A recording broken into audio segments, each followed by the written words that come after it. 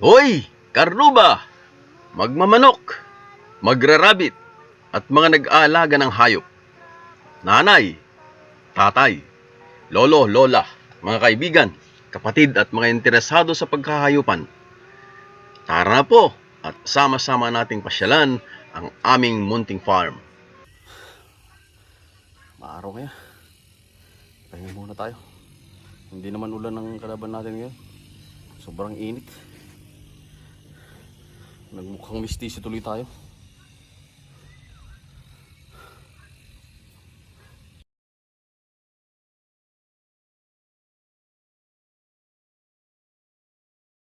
Okay. Ito karuba. Malapit na. Lalagyan ko. Hello po ulit, karuba. Tayo na po at ipagpatuloy natin itong ating ginagawang kulungan ng mga Peking duck. Tapusin na natin ngayon. Tapos mamaya samahan nyo rin akong maglipat ng ating mga alagang Peking duck mula sa likod bahay. Okay po. Maraming salamat po. At dyan lang kayo at itutuloy ko to. Papako ko na lang din yan.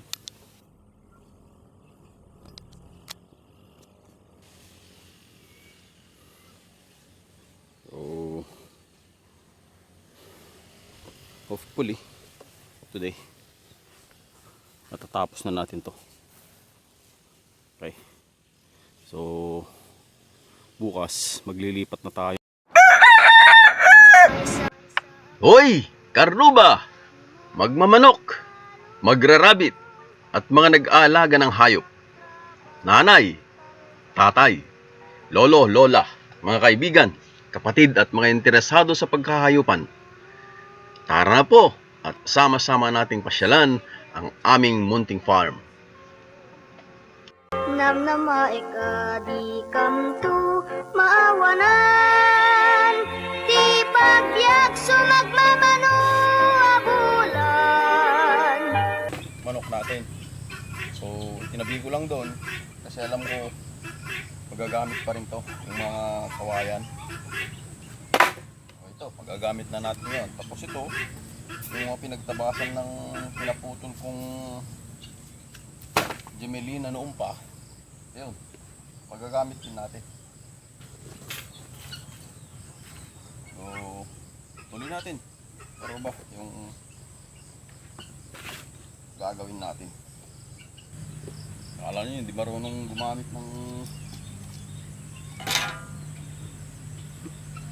cross cutso ha. CM po ang major ko nung high school ako. Hindi nyo natatanong.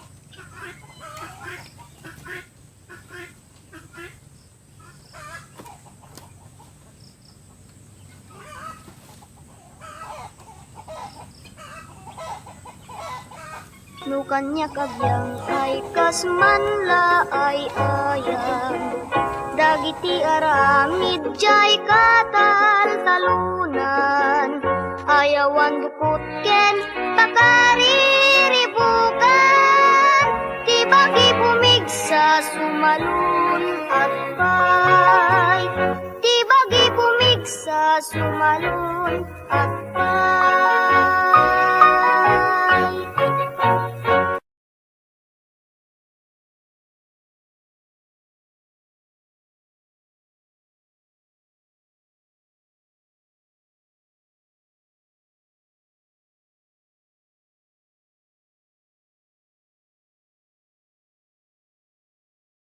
Nukanyak agyang ay kasmanla ay ayang, Dagiti aramid jay katal-talunan, ayawan dukot ken pagariribugan, ti bagi bumigsa sumalun at pay.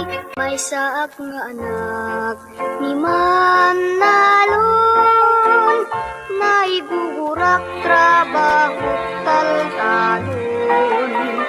Kwenta karbengag metti tumulong, no awan ti klase ken tiyempot bakasyon.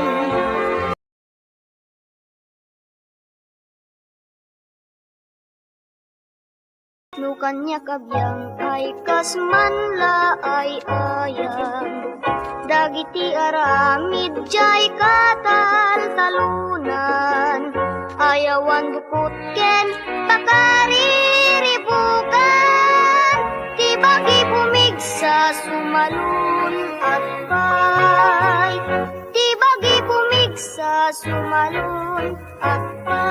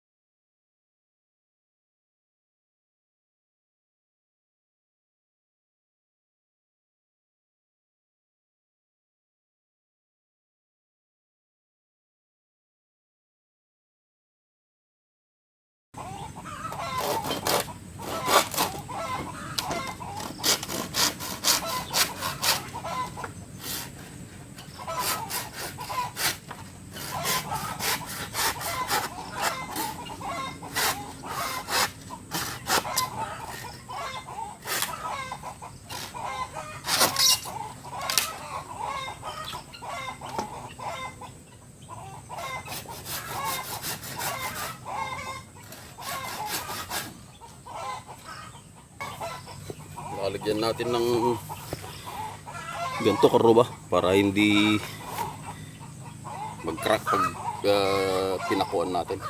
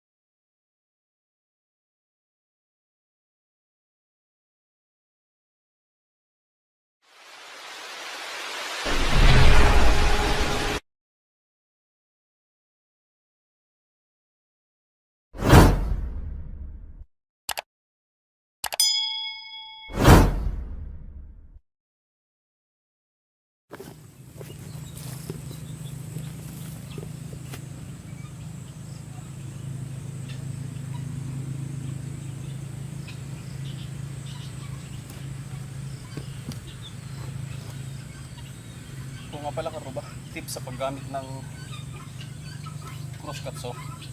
Huwag nyo pong ipilit, hayaan nyo lang na yung talim mismo niya ang magkakat. Huwag nyo siyang ibiin, huwag nyo pilitin para hindi maipit.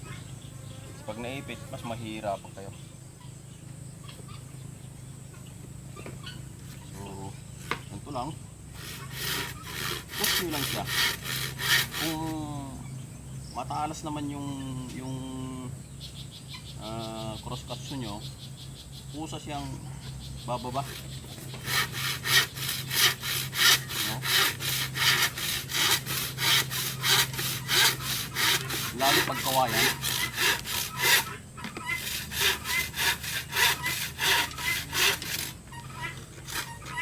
Naiipit yan kapag pinilit natin.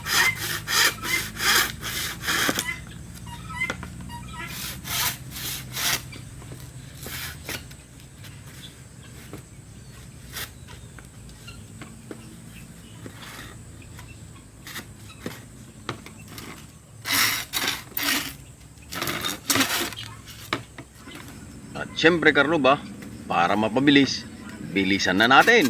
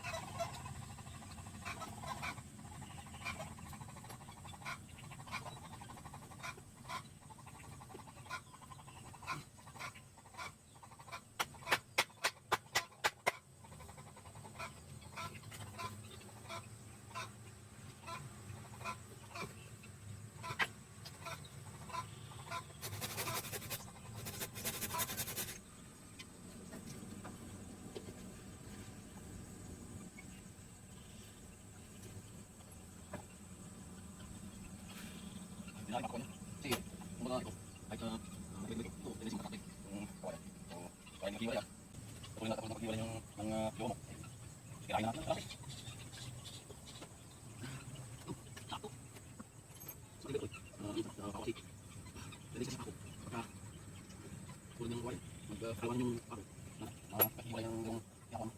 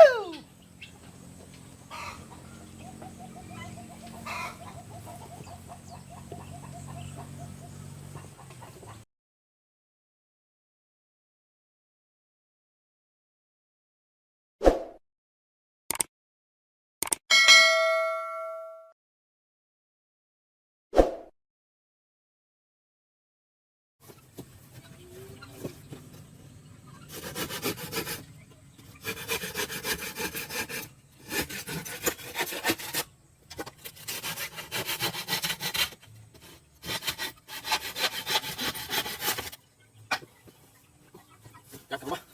Kaya, lalagyan ko na lang ng net yan. So, dito banda, lalagyan ko na lang ng net. Para wala nang masyadong... Konting bilis pa, karuba. Para matapos na agad-agad to.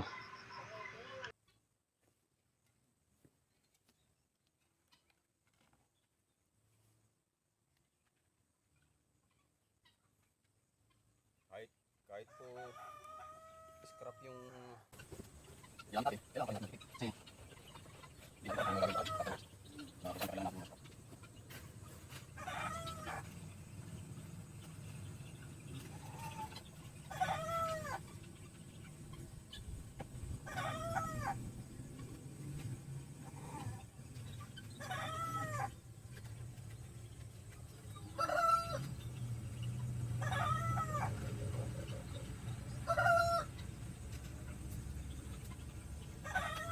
Nakakama ko dito sa nalito ko.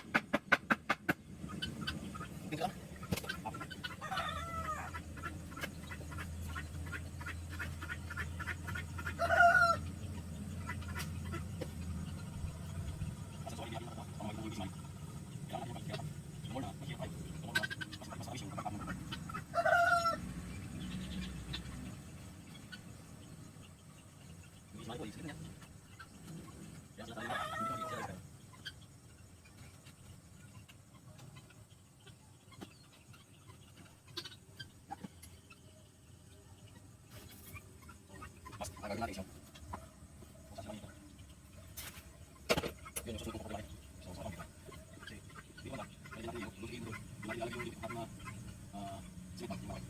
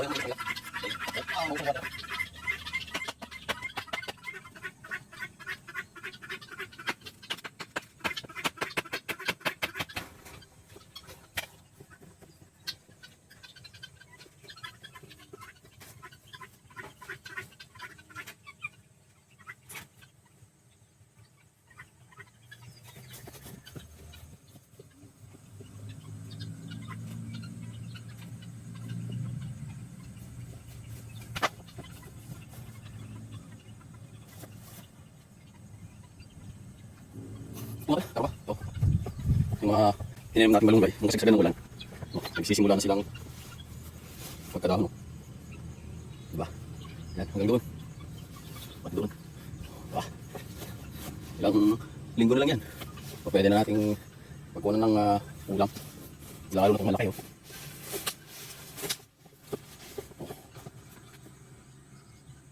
Yan, yan. Ito yung mangga natin. Tapos mayroong dalawang punong ulang takong tinanim dito. Oh. Sana tumuloy-tuloy na. Itong isang to, nilagyan ko ng ganyan dahil kakainin ng gansa yung takong niya. Pero ilang buwan lang yan, tatanggalin ko rin para makapamuhay siya ng normal. Ito, galing sa farm natin doon sa Makara. Ubi. Meron pa doon sa harap. Yung Chico. Okay na rin siya. Okay, ano ba? Oh, yan na. How it looks after nung ginawa natin. Kukuha lang ako ng kahoy, lalagay ko doon sa paitlogan nila. At tapos yung cement bag. Pero pahingalan din muna ako. At medyo mainit na. Salamat po sa inyong walang sawang suporta. At pagsubaybay po sa ating munting farm. Just tingin na po. Ayan, karuba. Okay na. Yung paitlogan na lang pero papahinga lang ako saglit at mainit. Tapos nauuhaw na rin. Okay. Sobrang init. Bigla lang din siguro tayo dahil matagal-tagal din tayong hindi naarawan. Dahil straight yung ulan. Kaya ito. Papahinga lang tayo saglit. Tignan natin kung makakapagpatuloy tayo mamaya o mamayang hapon na. Kung kakayanin pa nung katawang lupa ko yung init ng araw. Ito mga karuba, lilipat na natin yung mga peking duck natin. Oh, yung iba dyan mangingitlog na. So lalagay natin doon sa ating ginawang kulungan.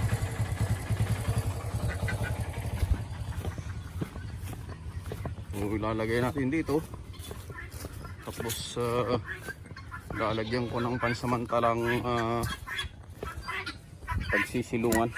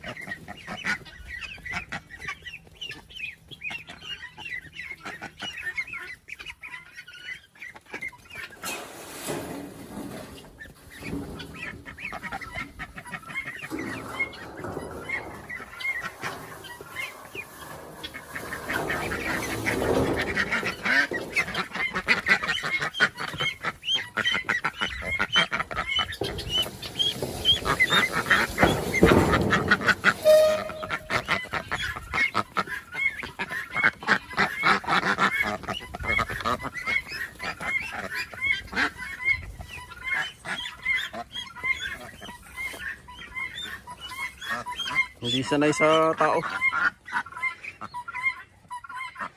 Mailap. Pero pag lumaki-laki yan, sila na mismo ang lalapit sa'yo. Lalo na pag yung malapit ka nang magpakain. Okay, Karuba. Salamat po. Still here mga Karuba. Manood kayo sa ating mga videos. Mag-subscribe. I-like nyo sila. Share nyo sa inyong mga kaibigan para dumami tayo. Lalo na po dito sa Ilocandia. Napapansin nyo yung ating mga dialogue. Karami. I can even say na mas marami yung mga Ilocano dialogue natin. At may mga Ilocano 101 din tayo para dun sa mga hindi nakakaintindi ng Ilocano. Okay? So much for that. Salute to all of you and be safe. Mag-ingat tayo lalo na sa panahon ngayon. Alagaan natin yung ating mga katawan, hindi para sa atin, pero para sa ating mga mahal sa buhay. Okay? Sa ating pamilya, sa ating mga anak. Kasi kung magkakasakit tayo, hindi lang tayo magsasuffer. Mas magsasuffer yung ating pamilya. Okay? So, good day and see you in my next video.